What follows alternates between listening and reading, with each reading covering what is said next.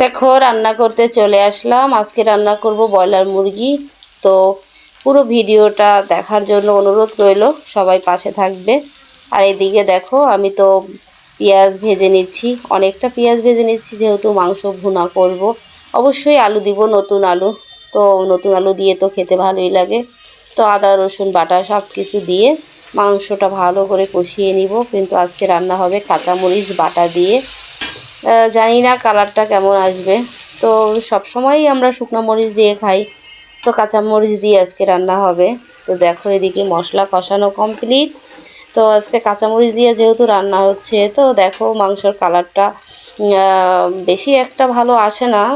শুকনো মরিচের গুঁড়ো দিয়ে রান্না করলে অবশ্যই দেখতে ভালো লাগে। আর এদিকে দেখো মশলা কষাতে কষাতে কিন্তু মশলা কষানো কমপ্লিট, তেল ছেড়ে দিয়েছে, উপরে তেল ভেসে উঠেছে। তো এদিকে দেখো মশলাটা কিন্তু আমি অনেকক্ষণ সময় নিয়ে কষাবো, যাতে আলাদা কোনো উগ্র গন্ধ না আসে। উগ্র গন্ধ বলতে আদা রসুনের গন্ধটা ভালো করে না কষালে কিন্তু গন্ধটা আসে। তার যেহেতু ব্রয়লারের মুরগি, তো একটু ভালো করেই কষিয়ে রান্না করতে হবে। তো এদিকে দেখো একটা মুরগি দিয়ে দিলাম, পুরোটা রান্না করব। তো মাংস দিয়েও কিন্তু আমি অনেকক্ষণ কষাবো। আগেও আমি মশলাটা অনেকক্ষণই কষিয়ে নিয়েছি চুলার আঁচ কমিয়ে। তো এদিকে দেখো মাংস কষাচ্ছি। তো আমাদের ঘরে কিন্তু এভাবে কাঁচামরিচ দিয়ে রান্না করলে খেতে কম বেশি সবাই পছন্দ করে, তো সেই জন্য খাই। আর কাঁচামরিচ দিয়ে রান্না আমি মনে করি যে খুবই স্বাস্থ্যসম্মত। অবশ্যই কাঁচামরিচের রান্না খাওয়া ভালো পেটের জন্য। তো সেই জন্যই মাংসটাও রান্না করে নিলাম কাঁচামরিচ দিয়েই। তো এদিকে দেখো যেহেতু ব্রয়লারের মুরগি, মাংস কষাতে কষাতে না অনেকটা জল বের হয়ে গেছে। তো আমি ভাবছি যে এবার আলুটা দিয়ে দেই। তো আলুটা আমি একটু বড় করেই কেটেছি।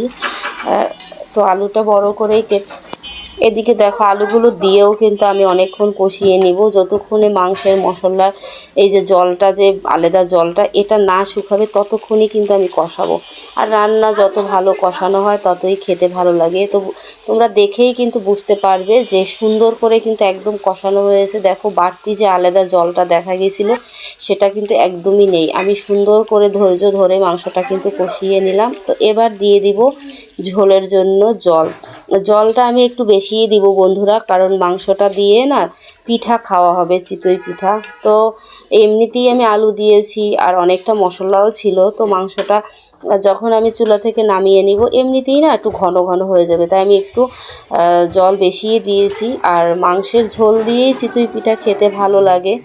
তো ভুনা ভুনা কষা কষাও সেটাও খেতে দারুণ লাগে। তো আজকে একটু ঝোল ঝোল দিয়েই খাবো। আর এদিকে দেখো মাংসটাও কিন্তু আমার রান্না করা কমপ্লিট। তোমরা দেখেই বুঝতে পারছো একদম টেলটেলে পাতলা ঝোল হবে না, নামানোর পরে কিন্তু আরও ঘন হয়ে যাবে। তো রান্না প্রায় শেষের দিকে।